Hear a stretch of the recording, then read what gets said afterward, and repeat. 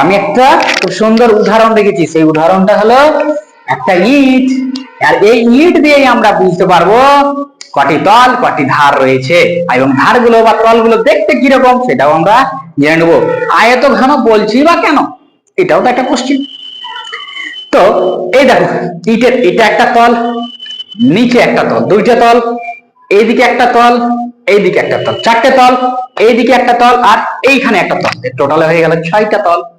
আর এই 6টা তল প্রত্যেকটি তল দেখতে কিরকম, আয়ত ঘনের মতো। দেখো দৈর্ঘ্য আয়তক্ষেত্রের মতো, সরি, একটা দৈর্ঘ্য আর একটা প্রস্থ। এই দেখো প্রস্থ আর দৈর্ঘ্য, এটা দিয়েই কিন্তু একটা ইটের একটা তল তৈরি। ঠিক তেমন এটাও একটা তল, এটো প্রস্থ আর এই তো দৈর্ঘ্য।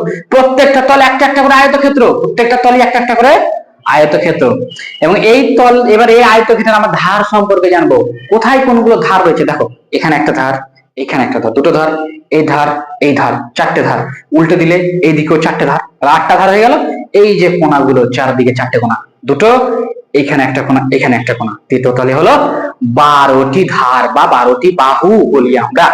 বুঝা গেল না, গেল না?